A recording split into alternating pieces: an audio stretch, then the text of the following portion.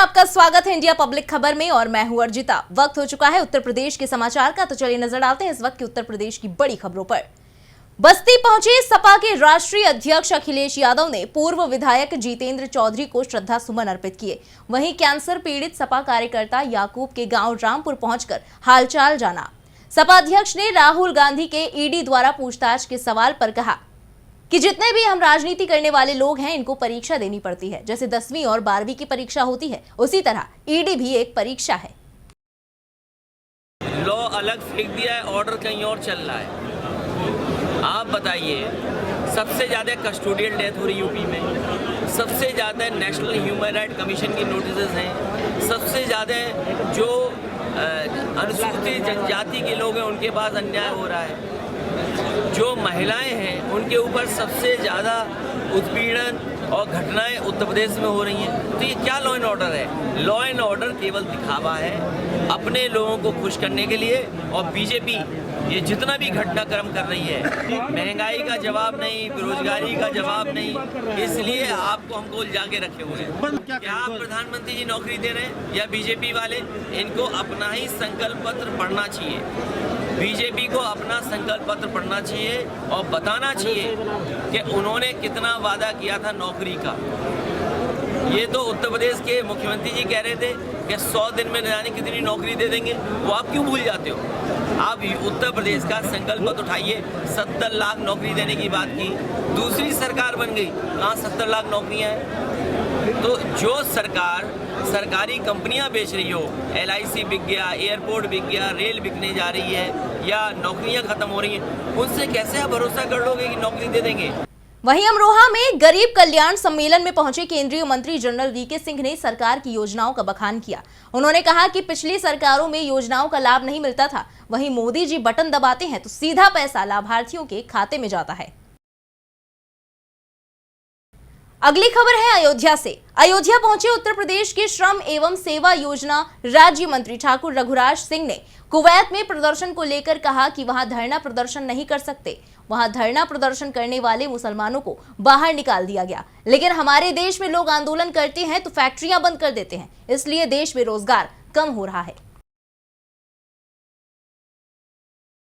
देश में जाओगे, मैं ही उनके देश में जाऊं तो उनके कानून को फॉलो करना पड़ेगा। वहाँ पर आंदोलन नहीं कर सकते। हमारे यहाँ पर क्या है, हम आंदोलन करेंगे और फैक्ट्री को बंद कर देंगे, इसलिए रोजगार समाप्ति की ओर चला जाता है। आप जापान जाइए, जापान छोटा सा देश है और जापान ने तरक्की क्यों की? वहाँ पर क्या है, जब हड़ताल करते हैं प्रोडक्शन बढ़ाते हैं। हमारे यहाँ क्या है, फैक्ट्री में हम ताला डाल देते हैं। जब फैक्ट्री में ताला, जहाँ से हमको धन अर्जन होना चाहिए उसमें हम ताला डाल देंगे तो धन कैसे अर्जन होगा?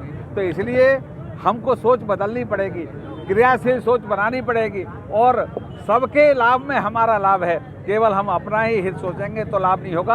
वहाँ कुवैत का कानून है कि वहाँ धरना प्रदर्शन नहीं कर सकते, उन्होंने तत्काल निकाल दिया, ठीक है। उनके कानून के विषय में हमको कुछ नहीं करना। हिंदुस्तान में लोकशाही है, वहाँ शेख का शासन है। लोकशाही में आप सबको गाली दे देते हैं लेकिन कोई परेशानी नहीं होती। वहाँ पर आप शेख को गाली दोगे फांसी की सजा है तुरंत। आप बलात्कार करोगे तो अंग भंग आपका कर देंगे और आपने किसी हाथ से चोरी की है तो हाथ काट दिए जाएंगे। वहाँ पर इस्लामिक कानून है, यहाँ लोकशाही है। विश्व में यही एक ऐसा देश है जो अपनी बात आप कहने का प्लेटफॉर्म मिलता है, लेकिन हम उसका दुरुपयोग करते हैं। कुछ लोगों का काम है दुरुपयोग करना, तो दुरुपयोग नहीं होना चाहिए। सही हमको डिसीजन लेना चाहिए, सही कार्य करना चाहिए। हिंदुस्तान की तरक्की में हम लोगों ने तय किया है, जब मजदूर का स्टैंडर्ड अप होगा तब हमारे देश का स्टैंडर्ड अच्छा होगा।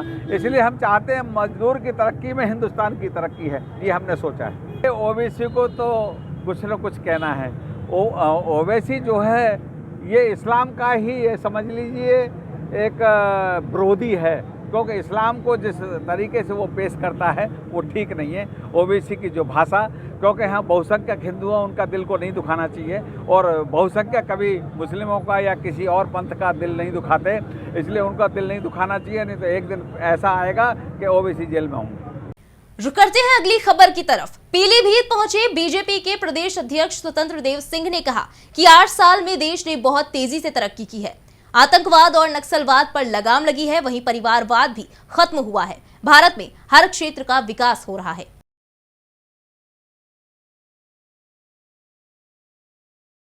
बांदा में बिजली पानी की किल्लत की समस्या को लेकर सपा विधायक विशंभर सिंह यादव ने जहां एसडीएम को ज्ञापन सौंपा, वहीं प्रोटोकॉल का हवाला देकर महिला एसडीएम को फटकार भी लगा दी। बता दें कि सपा विधायक एसडीएम सुरभि शर्मा को ज्ञापन देने गए थे, वहीं विधायक खड़े थे और तभी एसडीएम कुर्सी पर बैठ गई। ये देखकर विधायक ने एसडीएम को फटकार लगा दी। वहीं बरेली में सीएम योगी के आदेश के बाद भी अवैध खनन माफियाओं पर लगाम नहीं लग पा रही है। खनन माफिया धड़ल्ले से अवैध खनन का कारोबार कर रहे हैं। इसी कड़ी में अवैध खनन माफियाओं ने ट्रैक्टर ट्रॉली से 2 बच्चों को कुचल दिया, जिसमें दोनों बच्चों की मौत हो गई। पुलिस ने मौके से ट्रैक्टर ट्रॉली को तो पकड़ लिया, लेकिन आरोपी अभी भी पुलिस की पकड़ से बाहर है। थाना शीशगढ़ पुलिस ने हत्या का मुकदमा दर्ज कर कार्रवाई शुरू कर दी है।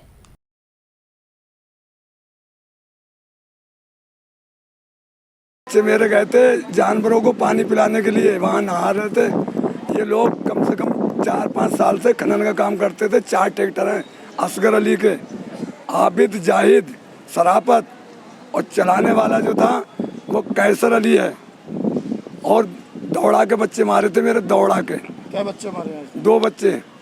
कैसे घटना करी अंजाम दिया उन्होंने? उनने बच्चों को दौड़ा रहे थे, बच्चे छोटे छोटे बच्चे थे, वो घबरा गए और दौड़ाने के बाद में बच्चा जो साहिल नाम का था वो तुरंत उसी टाइम खत्म हो गया, और लड़की की टांग जो है और गुर्दा फट गए हैं उसके। थाना शीशगढ़ के ग्राम रतनपुरा में एक ट्रैक्टर के से 2 बच्चे दब गए हैं, जिसमें एक बच्चे की मौके पे ही मृत्यु हो गई थी। दूसरी बच्ची जिला अस्पताल में एडमिट कराई गई थी, दौरान इलाज उसकी भी मृत्यु हो गई है। नियमानुसार इनका पंचायतनामा और पोस्टमार्टम की कार्रवाई की जा रही है।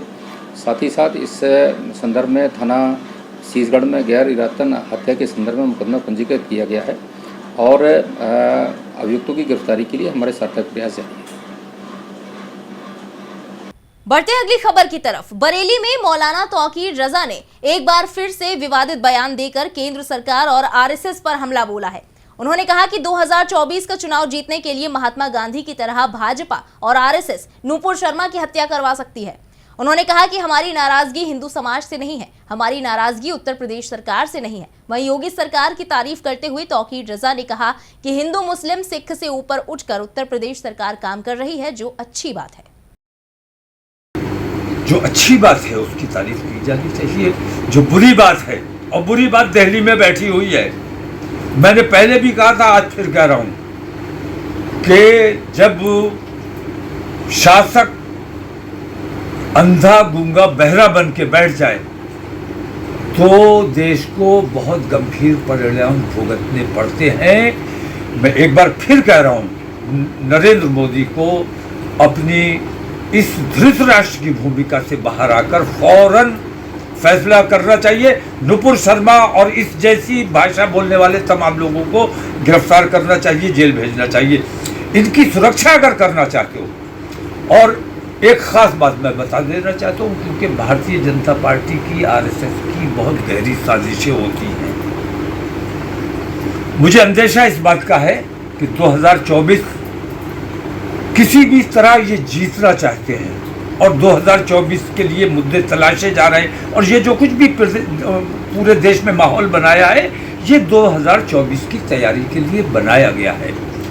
मुझे अंदेशा है नुपुर शर्मा की जान के खतरे का।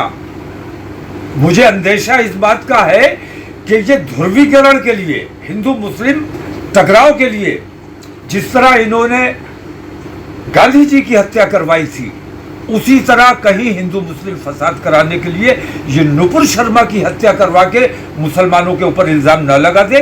इसलिए मैं कहता हूं नुपुर शर्मा की भरपूर हिफाजत की जानी चाहिए, और अगर हिफाजत, उसकी सिक्योरिटी भरपूर नहीं है तो उसको जेल से बेहतर सिक्योरिटी नहीं मिल सकती।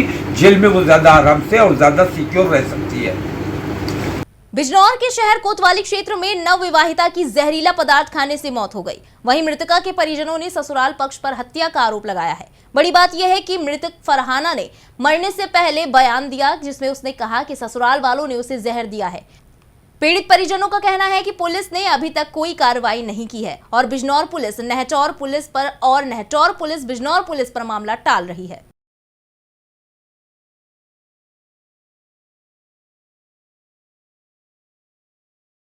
इसकी की शादी हुई थी, लड़के लड़की की दोनों की मर्जी थी।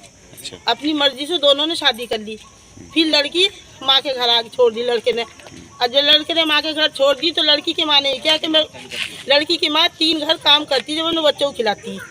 अब ने ये क्या कि भैया अपना घर लेके जा। कहाँ की रहने वाली है लड़की? लड़की मीरतागान की है और लड़का बुखारे का है। बुखारा है लटापुरा है, वो चाचीरी मोती मस्जिद का है। अच्छा हाँ, तो इनने अपने माँ बाप से राय मशवरा करा तो उसके माँ बाप राजी होगा ले गए। रात को 12-1 बजे हमारे सबके कोर्ट मैरिज कब की? कोर्ट मैरिज 14 तारीख को पिछले महीने की। 14 मई। हाँ, और लड़की भी थी। 31 में छोड़ दिया। अच्छा। हाँ, 31 में छोड़ भी दिया। अब लेके गए, जैसे रात को हमारे पड़ोसियों के सामने सबके लेके गए। अन्यू कह गए बहुत अच्छा, घर जाके वलीमा करा, सब करा। 6-7 दिन के बाद इसे लड़के के साथ भेजा मिठाई का डिब्बा लेके, और भेज के भी से अब लड़का चला गया ना, शाम को ले जाऊंगा।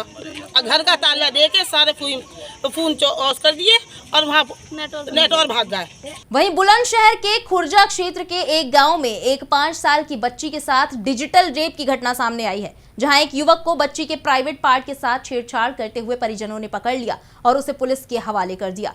पुलिस ने आरोपी को पॉक्सो एक्ट और डिजिटल रेप की धाराओं में गिरफ्तार कर जेल भेज दिया है।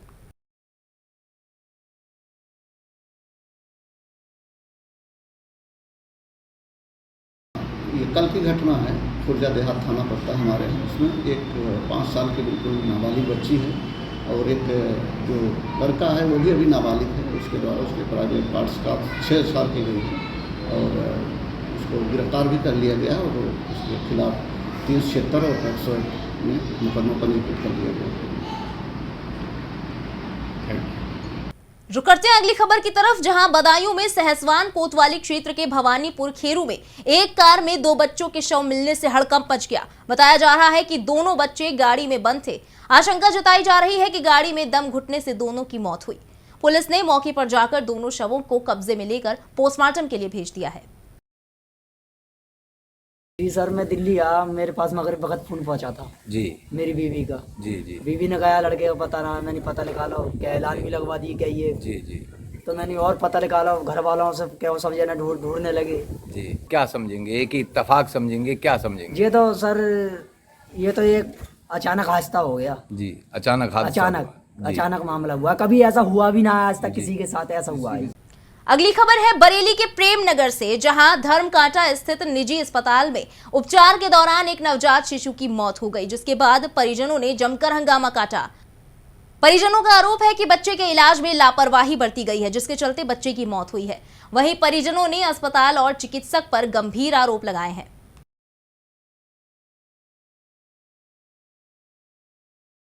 हमारे बहू की डिलीवरी हुई थी तो बच्चा बीमार था, कहाँ से अंकुर में हुई थी, तो अंकुर वालों ने बुला के इन डॉक्टर बुलाए, डॉक्टर अवधेश वो वहाँ पर पहुँची और उन्होंने देखा तो उन्होंने ये कहा कि इसको एडमिट करना पड़ेगा कि यहाँ धर्मकांटे पे है। तो मैंने कहा धर्मकांटा धूप पड़ा है क्योंकि मेरे एक पेशेंट वहाँ पे भी एडमिट है, अंकुर में बहू जो है। तो मैंने ये कहा मैं यहाँ दिखा दूंगी। उन्होंने मुझे इस तरह से भरमाया कि वो वेंटिलेटर की जरूरत पड़ेगी, कि ऐसा होगा वैसा होगा, मशीनों में रखा जाएगा। आप समझ ही नहीं रही है बच्चे की कंडीशन क्या है। मैं मान ली, मैंने कि चलिए ठीक है, मैं वहाँ एडमिट करती हूँ। एम्बुलेंस आई, उस एम्बुलेंस में ऑक्सीजन तक नहीं थी। ये मुंह से करते हुए डॉक्टर साहब लेके आए हैं यहाँ पे और यहाँ एडमिट कर लिए। उसके बाद जब बराबर बच्चा सही चल रहा है और जब रात तबीयत खराब हुई है इसकी, तो ऊपर हमारा बेटा सो रहा था। इन्होंने ये तक नहीं सोचा कि हम जो है बच्चे को फोन कर दें, इनकी गार्डियंस के लिए किसी के लिए बताएं। तो सुबह को जब मालूम पड़ा कि आप पैसे ले रहे हैं, तब मालूम पड़ा 10,000 साढ़े 10,000 वेंटिलेटर और बाकी जो है उसके। मेरी वाइफ की डिलीवरी 10 तारीख से हुई थी। 10 तारीख को दोपहर में डिलीवरी हुई थी। वहाँ पर इनके हॉस्पिटल का एक डॉक्टर मौजूद था। उसने बच्चों को देखा, उसने बोला बच्चा बहुत सीरियस है। उसने तुरंत यहाँ की एम्बुलेंस को फ़ोन करके बच्चे को यहाँ लेके आए, भर्ती किया। दोपहर 1-2 बजे तक बच्चे हमारा भर्ती हो गया था, लड़का था मेरा। उसके बाद इन्होंने बताया बहुत सीरियस है, उसको हम लोग मशीन में रखेंगे। उसको मशीन में रखा इन लोगों ने। उसके बाद डेली मैं यहाँ रुक रहा हूँ, 24 घंटे हमारे यहाँ पर कोई ना कोई रहता है। कल शाम को डॉक्टर साहब जब देख के गए यहाँ, तो उसके बाद मैं यहीं हॉस्पिटल में ऊपर जाके सो गया। 2:30 बजे इनका कहना है कि उसकी हालत बहुत ज़्यादा सीरियस हुई। यहाँ कॉन्टैक्ट नंबर, सारी फॉर्मेलिटीज मेरी यहाँ पर मौजूद हैं। नीचे बच्चे के बाद में मेरी फाइल रखी हुई है। इन्होंने मुझे ना तो कोई कॉन्टैक्ट किया, ना कोई फ़ोन किया। सुबह 8 बजे फिर मैं वहाँ तो गया, 5 बजे मैं वहाँ देख के आया बच्चों को अपने, मुझे कुछ नहीं बताया गया। मैं घर जाके फ्रेश होकर 8 बजे, साढ़े 8 बजे, 9 बजे आया। तो मेरे साथ में जो लोग थे, जिन लोगों के बच्चे भर्ती हैं, बच्चा भर्ती हुआ था, उसके दिमाग को सीरियस थी बहुत ज़्यादा, बच्चे को सांस लेने में कठिनाई थी, बच्चा बहुत सीरियस था जब आया था। उसके बाद बच्चे का ट्रीटमेंट चल रहा था। कल रात अचानक बच्चे ने सांस रोकना शुरू कर दिया, उसको रोका गया। पहले कोशिश की ऐसे ही, अगर नहीं ठीक हुआ तो फिर रात को 2 बजे से 4 बजे तक मैं बच्चे के साथ ही था। उसके बाद वेंटिलेटर पर रहा। सुबह इन लोगों को बताया कि अगर कहीं शिफ्ट करना चाहते हैं तो शिफ्ट कर लें, बच्चे की हालत सीरियस है। इन्होंने शिफ्ट नहीं किया, बच्चा एक्सपायर हो गया। बच्चे के परिवार वालों का आरोप है कि अस्पताल की तरफ से कोई भी हमें सूचना नहीं दी गई थी, रात बच्चे की हालत बिगड़ी उसके बावजूद भी नहीं बताया गया। ये आरोप है, लेकिन इनको भैया ढूंढाया गया था। रात कंपाउंडर ने देखा था, नहीं मिला कोई। अब कहाँ सो रहे होंगे, तो उधर कहीं सो रहे होंगे, पता नहीं चला। तो आपने फोन क्यों नहीं किया? फोन नहीं कर पाए उस समय, इतनी इमरजेंसी में परेशानी। इससे पहले भी अस्पताल में मौतों का मामला सामने आया। किस अस्पताल में मौतें नहीं होती हैं? ऑक्सीजन किस अस्पताल में मौतें नहीं होती? ऑक्सीजन नहीं है ऐसा, मुझे अस्पताल बताइए मौतें नहीं होती हैं। पेरेंट्स को इन्फॉर्म किया जाता है अस्पताल नहीं, आपसे पूछा जा रहा है ना, बच्चे ठीक होगा बीच में, आपसे पूछा जा रहा है मैं बता रहा हूँ ना आपको। कौन सा अस्पताल है बताइए ना, कौन से अस्पताल में मौतें नहीं होती? आपके यहाँ 2 बच्चों को ऑक्सीजन की खातिर मौत हुई। लगातार लापरवाही का आरोप लगता रहा। गलत है सर, उसमें कुछ नहीं मौत हो जाती है, इन्फॉर्म तो किया जाता है। पोस्टमार्टम भी हुआ था, कुछ नहीं हुआ उसमें, आगे सब कुछ हो चुका उसमें, उनके इसमें सब खत्म। वहीं चंदौली के मुगल सराय तहसील के पास एंटी करप्शन की टीम ने एक लेखपाल को 10,000 की रिश्वत लेते रंगे हाथ दबोच लिया। इसके बाद आरोपी लेखपाल को अलीनगर थाने ले जाकर एंटी करप्शन टीम ने घंटों पूछताछ की। बता दें कि बहादुरपुर निवासी वसीम खान खतौनी में नाम दर्ज कराने के लिए तहसील का चक्कर काट रहा था, जिसकी शिकायत पीड़ित ने एंटी करप्शन टीम में कर दी थी। मौका देखकर एंटी करप्शन की टीम ने रिश्वत लेने वाले लेखपाल को कैश के साथ दबोच लिया। निरीक्षक उपेंद्र सिंह यादव, भ्रष्टाचार निवारण संगठन वाराणसी। ईओडब्ल्यू का कैसा यहाँ पे एंटी करप्शन का कैसा कार्रवाई हुआ है चंदौली में? हाँ, उसमें उस कार्रवाई के संबंध में मैं ये बताना चाहूँगा कि शिकायतकर्ता वसीम खान सन्ना गयासुद्दीन खान निवासी बहादुरपुर थाना मुगल सराय जनपद चंदौली द्वारा एक शिकायती प्रार्थना पत्र भ्रष्टाचार निवारण संगठन वाराणसी इकाई में दिनांक 10/6/2022 को दिया गया, जिसमें यह आरोप लगाया गया कि मेरा एक वाद जो है एसडीएम मुगल सराय के यहाँ चल रहा था, जिसमें उनके द्वारा ये निर्देशित किया गया था कि उनके अराजी संख्या 83/1 में सहखातेदारों का अंश अलग कर आख्या लगाने हेतु तहसीलदार को निर्देशित किया गया था। उक्त पत्रावली वर्तमान समय में हल्का क्षेत्रीय लेखपाल श्री बजरंग बली विश्वकर्मा के पास पत्रावली लंबित थी, जिसके लिए उन्होंने अपने प्रकरण को निस्तारण करने हेतु बार बार इन्होंने निवेदन किया। क्षेत्रीय लेखपाल श्री बजरंग बली विश्वकर्मा द्वारा पत्रावली निस्तारित करने या रिपोर्ट लगाने के एवज में 10,000 रुपये रिश्वत की मांग की गई, जिसके संबंध में उन्होंने उस प्रार्थना पत्र को गोपनीय तौर पर जांच कराई गई।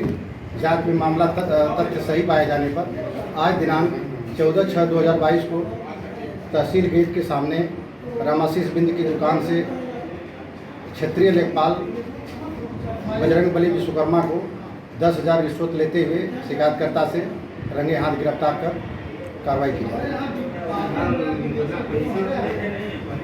उक्त संबंध में भ्रष्टाचार निवारण अधिनियम का मुकदमा थाना अलीनगर में पंजीकृत होकर विधिक कार्रवाई की जाए। सर रिश्वत की और भी कोई मुकदमा इनके ऊपर पहले से दर्ज है? इस संबंध में पूरी जानकारी नहीं है, उसकी जानकारी विवेचना में की जाएगी। ठीक। अगली खबर है बलिया से। यहां मनिहर थाना क्षेत्र के ककरहट्टा गांव में घाघरा नदी के किनारे अवैध शराब बनाने वालों पर आबकारी विभाग भले ही बेखबर हो, लेकिन गांव वालों ने मोर्चा लेते हुए खुद ही अवैध शराब की भट्टियों को लाठी डंडों से नष्ट कर दिया। वहीं पुलिस का कहना है कि आरोपियों पर गैंगस्टर एक्ट के तहत कार्रवाई की जाएगी।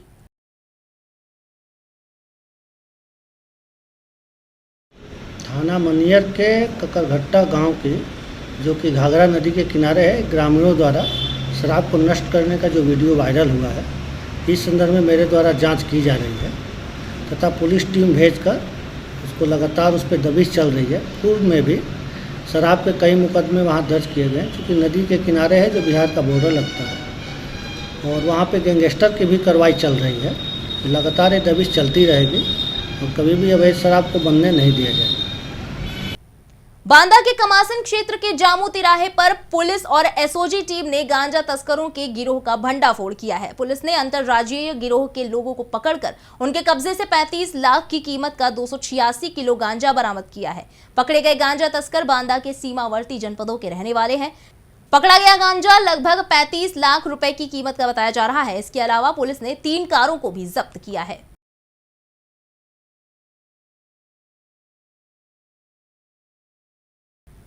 वहीं संभल पुलिस ने जिला न्यायालय में सुरक्षा पर तैनात पीएसी के प्लाटून कमांडर को जान से मारने और जिला न्यायालय को बम से उड़ाने की धमकी देने के आरोप में 3 सगे भाइयों को गिरफ्तार किया है। जानकारी के अनुसार जिला न्यायालय में सुरक्षा के लिए तैनात पीएसी के प्लाटून कमांडर दीवान सिंह को अनजान शख्स ने बीते सोमवार को जिला न्यायालय को बम से उड़ाने की धमकी दी थी, जिसके बाद पुलिस की सर्विलांस टीम ने धमकी देने वाले शख्स के फोन को ट्रेस करना शुरू किया तो फोन नंबर अलीगढ़ जनपद के सासनी थाना इलाके के युवक का निकला, जिसके बाद पुलिस ने 3 सगे भाइयों रोहतास, नौरंगी और रवि को गिरफ्तार कर लिया है।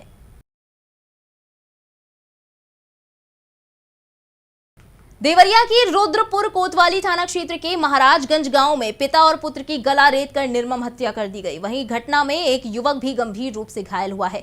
बता दें कि अमरनाथ निषाद नाम का एक शख्स धारदार हथियार लेकर आया और उसने घर के बाहर सो रहे पिता पुत्र पर ताबड़तोड़ हमला कर दिया।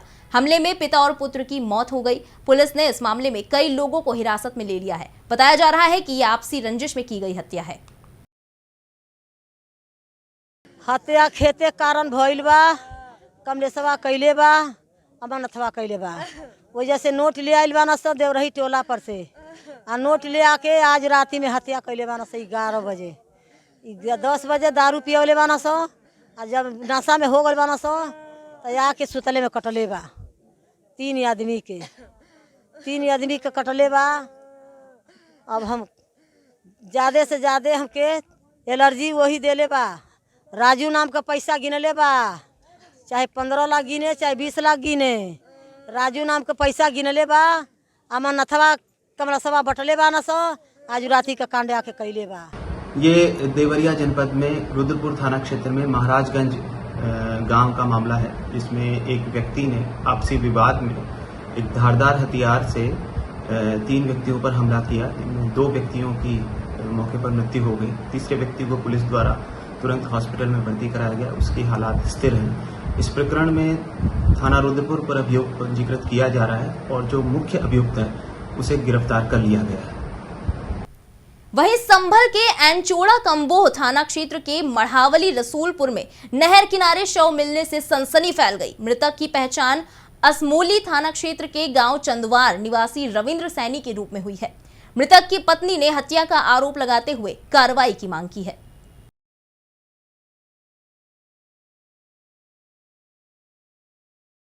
बढ़ते हैं अगली खबर की तरफ। झांसी पुलिस ने 24 घंटे के अंदर लूट के 2 आरोपियों को गिरफ्तार किया है। वहीं आरोपियों के पास से लूट का माल और हथियार भी बरामद किए हैं। बता दें कि बीती 13 जून को लुटेरों ने कबीर खन्ना के घर में घुसकर उनकी मां के गले पर चाकू रखकर लूट का प्रयास किया था। लुटेरे सीसीटीवी कैमरे में कैद हो गए थे।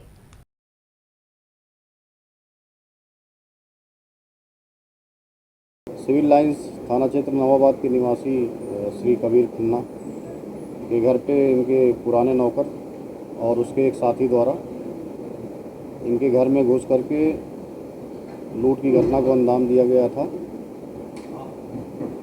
पुलिस द्वारा तत्परता दिखाते हुए और उच्चाधिकारियों द्वारा तत्काल मौके पर पहुंचकर स्वयं पुलिस उप महानिरीक्षक महोदय मौके पर पहुंचे और स्वयं वरिष्ठ पुलिस अधीक्षक महोदय मौके पर पहुंचे। तत्काल क्षेत्राधिकारी नगर के नेतृत्व में गठित टीम द्वारा घटना का अनावरण किया गया और 2 अभियुक्तों भूपेंद्र सेन और राहुल सेन को गिरफ्तार किया गया। उनके कब्जे से एक चाकू बरामद हुई है, जिसको लगा करके जिसको जान से मारने की धमकी दे करके लूट की घटना को अंजाम दिया गया था।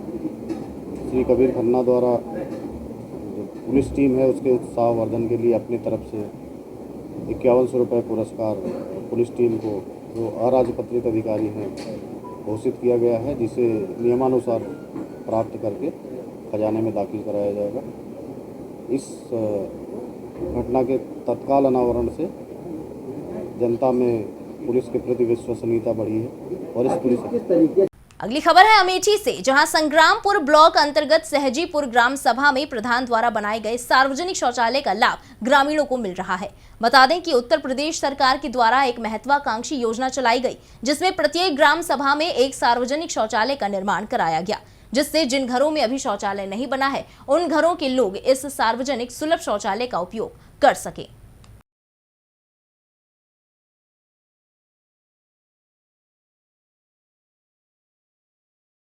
कासगंज के सहावर नगर पंचायत कार्यालय पर रखा हुआ ट्रॉली मोबाइल विद्युत ट्रांसफार्मर अज्ञात चोरों ने हथियार के बल पर चोरी कर लिया।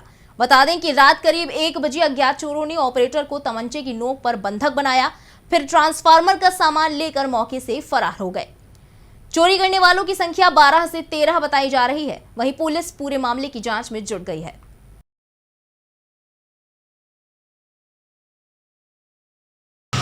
मामला ये है, मैं 8 बजे पहुंच जाता हूँ ड्यूटी पर, 12 और 1 बजे तक देखता हूँ, 12:30 बजे तक लोग वहाँ बैठते हैं, 1 बजे में खत्म कर गया। यानी 1:15 और 1:30 बजे के बीच ऊपर 4 बदमाश आए, मैं सो गया था। उस टाइम मुझे जैसे ही उन्होंने दावा वैसे ही मैं उठ गया। उठने पर तुमसे हाथापाई और चीखा चिल्लाया काफ़ी। जब मैंने देखा नीचे ज़्यादा हैं, दो ने, एक ने इस वाले कान पर और एक ने यहाँ पर, यानी 315 का कट्टा लगा दिया, एक ने सरिया पेट में, ताले मार देंगे नीचे चल। नहीं सर क्या चाहते हो कि हम खाली एमटी लेने आए हैं, तू नीचे चल खाली। तो नीचे भी मुझे उतार लाए। उसके बाद में चीखने चिल्लाने के उन्होंने मुझे लैट्रिन में बांध के और एक कट्टा लेके मेरे मुँह पे खड़ा रहा, हाथ पीछे को करके हाथ बांध दिया। फिर जब वो गए तो लैट्रिन में मुझे बांध करा। तो लगभग कितने लोग थे ये? लगभग मैंने 7-8 लोग तो मैंने देखे थे अपनी आंखों से गए थे। 4 मेरे पास पहुँचे और 3 या 4 नीचे ही खड़े थे। बाकी की उन्होंने किवाड़ जो खोली पुरानी टंकी की तरफ थी, उधर से बाकी के जब मुझे बंद कर दिया तो और लोग आए। ये आज सुबह एक सूचना मिली है, जिसमें सूचना देने वाले ने बताया था कि एक ट्रांसफार्मर जो है नगर पंचायत के ऑफिस में रखा हुआ था, जिसमें से कुछ पीतल और तेल जो है वो चोरी हो गया। इसकी सघन जांच हमने शुरू कर दी है। 2 टीमें थानाध्यक्ष सहावर के नेतृत्व में इसमें हमने लगाए हैं। अज्ञात में अभी किसी का नाम इसमें प्रकाश में नहीं आ रहा है और जल्दी इसको खोलकर और आप लोगों को जानकारी दी। लखीमपुर के गोला थाना क्षेत्र के मुन्नूगंज में चोरों का आतंक देखने को मिला है, जहां चोरों ने एक घर में हाथ साफ कर दिया। वहीं जिनके घर में चोरी हुई वो बेहद ही गरीब हैं। चोरी के बाद पीड़ितों के आगे खाने के भी लाले पड़ गए हैं।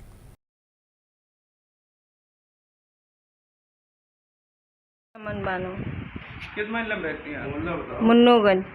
अच्छा, क्या हुआ है आपके यहाँ? चोरी हो गई हमारे घर। लगभग कितने का सामान चोरी हुआ होगा? चोरी लगभग हो गया 40,000 का। एक घर में 40,000 का हुआ है। कितने घरों में सब चोरी हुई? 4 घरों में हुई है। अच्छा, इससे पहले भी कभी चोरी हुई है? हाँ, एक बार और हो चुकी है, तो बहुत पैसा गया था। बुंदे उंदे झुमकी उमकी सब चली गई थी। अच्छा, इस बारे में कोई पुलिस को इत्तला दिया आपने? पुलिस को दिया, मगर पुलिस आई, देख के चली गई, कुछ नहीं करा। अमरोहा में साप्ताहिक बंदी का असर देखने को मिला। बता दें कि व्यापारियों ने जिलाधिकारी के आदेश के बाद साप्ताहिक बंदी का फैसला लिया था। बंदी के दौरान शहर के मुख्य शहरों में ताले लटकते दिखे। रुक करते हैं अगली खबर की तरफ। संभल में विश्व रक्तदान दिवस पर डीएम सहित जिले के आला अफसरों ने रक्तदान किया। डीएम मनीष बंसल ने जिले की जनता से रक्तदान करने की अपील की। वहीं उन्होंने कहा कि जाति धर्म से उठकर रक्तदान करें, जिससे लोगों की जान बचाई जा सके।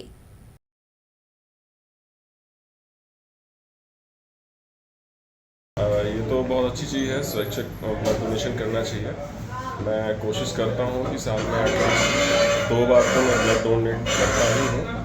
तो आज इस अवसर पर पूरी टीम थी, तो मुझे अच्छा लगा आके। मैं चाहूँगा कि एटलीस्ट लोगों को इसमें आगे आना चाहिए, क्योंकि रोड एक्सीडेंट्स में जो गोल्डन आवर होता है उसमें जो मैक्सिमम डेथ के कारण है कि ब्लड निकल जाने और समय पर ब्लड ना मिलने की वजह से लोगों की डेथ हो जाती है। तो मैं लोगों को कहूँगा कि ब्लड डोनेशन एक हेल्दी प्रोसेस है, इसमें किसी प्रकार की ना तो कोई वीकनेस होती है और लोगों को इसमें आगे आना चाहिए। ये सच्ची मैं कहता हूँ कि मानवीय सेवा है, अगर आप कर सकें तो। जिससे आए हों, इसमें पूरी टीम आज संभल के लगी है, बहुत देख के अच्छा लग रहा है और मैं आऊँगा और लोग इसमें डोनेशन में आएंगे। सर, आज विश्व रक्तदाता दिवस है और आज आपने ब्लड दिया है, क्या संदेश देंगे जनपद के लोगों को सर? भी आज वर्ल्ड ब्लड डोनर्स डे के उपलक्ष्य में यहाँ पर एक कार्यक्रम आयोजित किया गया है। यहाँ पे मैंने भी आज अपना रक्तदान दिया। रक्तदान जो है वो सबसे बड़ा दान है जिससे किसी का जीवन बच सकता है। मेरी सभी से यही अपील है कि अधिक से अधिक संख्या में आएँ और आकर अपना रक्तदान दें। इससे किसी भी प्रकार का कोई कमज़ोरी या किसी प्रकार की कोई समस्या नहीं होती है और बहुत ही जल्दी शरीर में वापस रक्त बन जाता है। कोई भी व्यक्ति किसी भी धर्म, किसी भी जाति का हो, किसी भी वर्ग का हो, खून सबको एक ही चाहिए ज़रूरत के समय में। तो ये एक अपने आप में एक संदेश भी देता है कि हम अपने जनपद में एक एकता का संदेश दें रक्तदान देकर, और यही मेरी सबसे अपील है। अमरोहा की कोतवाली नौगांवा सादात पुलिस को बड़ी कामयाबी हाथ लगी है, जहां चेकिंग के दौरान पुलिस ने वाहन चोर गिरोह का भंडाफोड़ किया। बता दें कि ये आरोपी दूसरे राज्य से बाइक और गाड़ी चोरी कर उत्तर प्रदेश में सप्लाई करते थे। वहीं कन्नौज में गंगा तट पर अमृत योग सप्ताह का शुभारंभ डीएम राकेश कुमार मिश्रा ने किया, जहां छात्राओं ने सांस्कृतिक गीत प्रस्तुत किए। वहीं कार्यक्रम में मौजूद योग गुरु ने मौजूद लोगों को बताए योग के गुण।